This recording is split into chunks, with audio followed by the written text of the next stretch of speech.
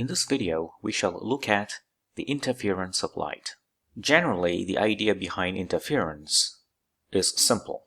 Assume we have two sinusoidal waves like that.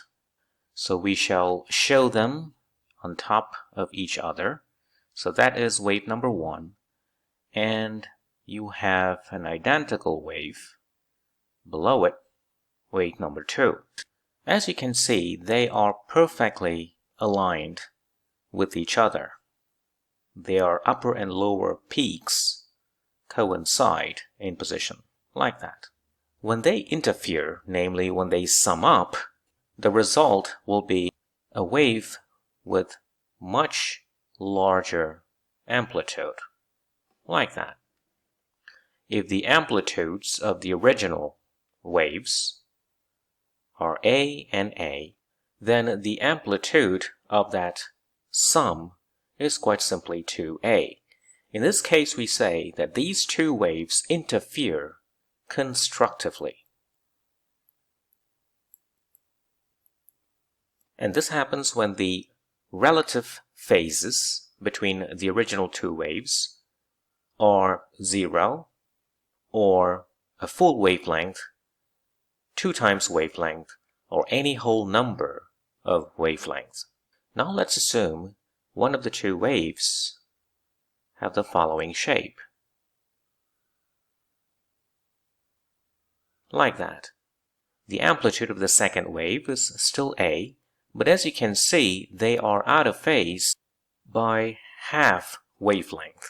In this case, the top will meet the bottom from here will meet the top, and so on, creating a null wave like that.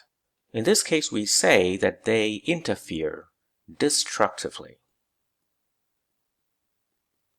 And the interference is a destructive interference. This also happens when they are out of phase by 3/2 wavelength, 5/2 wavelength, and so on. So this is the mathematical basis behind interference. Let's assume we have a following setup.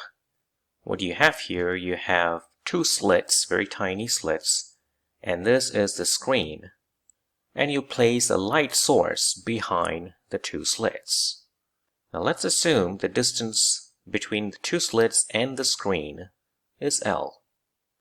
The distance between the two slits is D. These two slits will create two light waves that would interfere, and the effect of which will be shown on this screen. This experimental setup is known as Young's double-slit experiment. So let's see what happens. Let's concentrate at this point. The light from the upper slit will travel like that to that point. The light from the second slit will travel like that and reaches the same point in that manner. As you can see, there is a difference in the path length taken by these two light rays, and that difference in path can be denoted as delta R. So if this is R2 and that is R1, delta R equals R2 minus R1. Let's assume that angle there is theta. If that is theta, this has got to be theta as well. Now this is 90 degrees, so that means this is 90 minus theta. And since this angle here is 90 degrees, that would make that angle there theta. So you can see that you have a right angle triangle like that. That is 90 degrees. This is D. That is theta. So delta R has got to be D sine theta from trigonometry. The difference in these two path lengths create phase difference at this point, where they interfere. And as we have seen before, when this phase difference equals a whole number times the wavelength, the two waves will interfere constructively, creating a bright spot. And if that difference in path length equals a whole number plus half of that wavelength, they will interfere destructively, creating a dark spot. So the path difference at various points on that screen dictates whether you will see a bright spot or a dark spot. Is it possible to figure out a location beforehand? Let's call that location Y, where these spots occur. To this end, I'm going to make an assumption that D is much smaller than L. If that is the case, one can create another angle. Let's call this angle theta M, and this Y sub M. So theta M is the angular position of this point, and Y sub M is the lateral position of that very same point.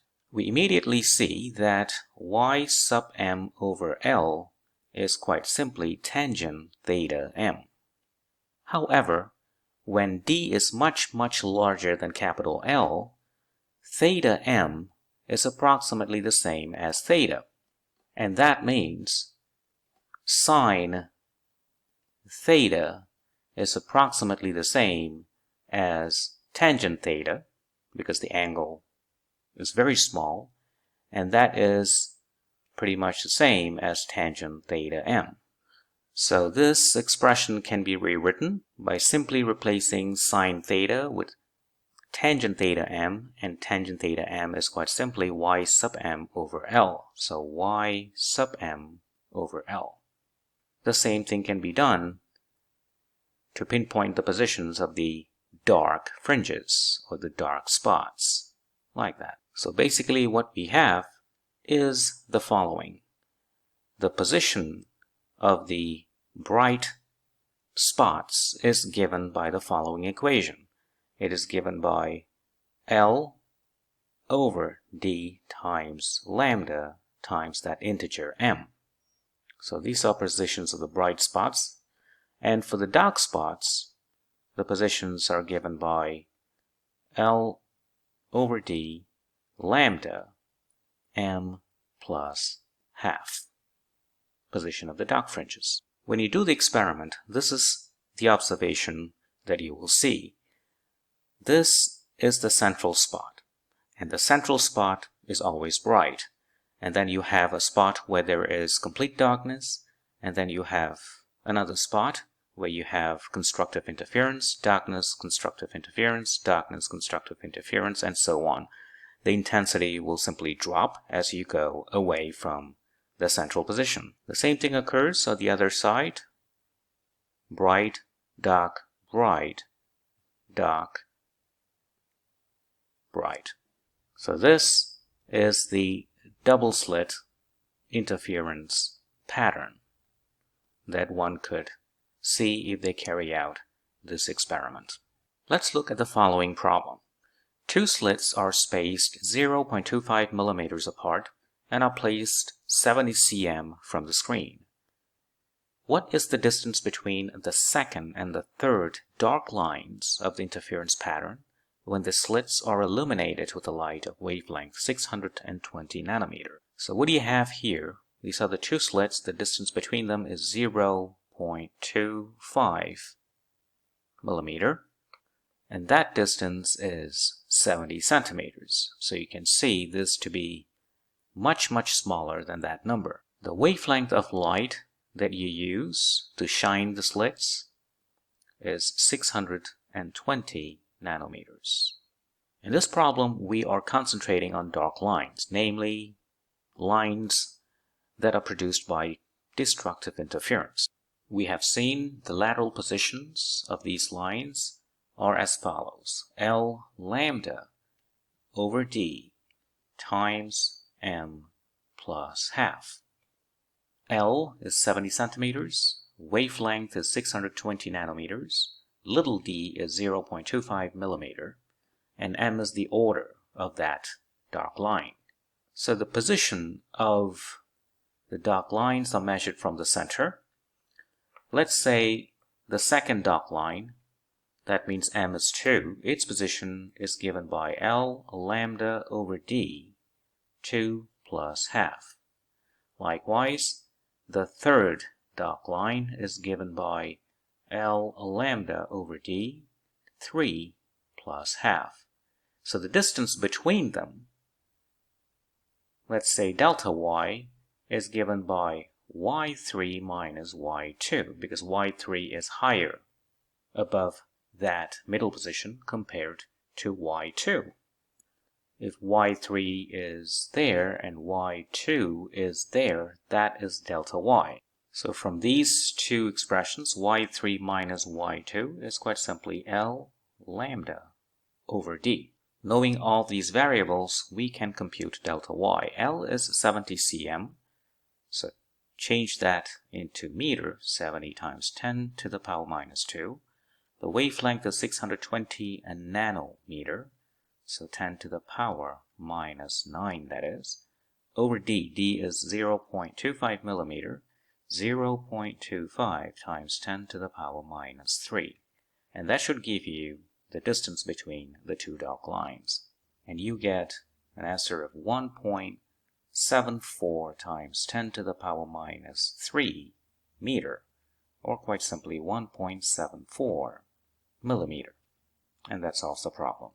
Problem 2.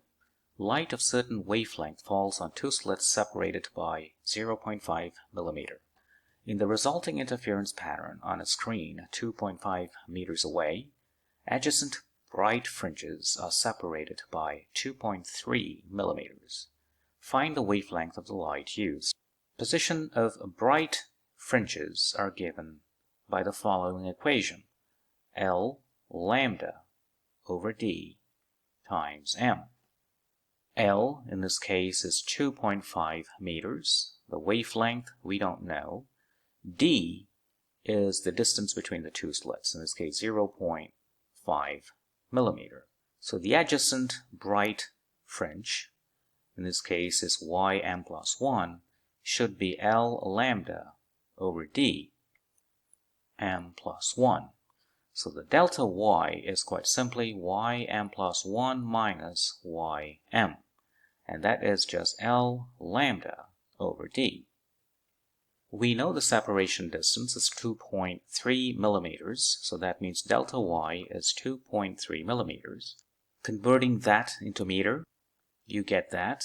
Capital L is 2.5 meters. Wavelength we don't know, that's what we are tasked to find. D is the separation distance between the two slits, it's 0.5 millimeter, so 10 to the power minus 3 meter. And you see you can solve for the wavelength, which will turn out to be 4.6 times 10 to the power minus 7 meter, or quite simply 460 nanometer. And that solves the problem. Thank you for watching.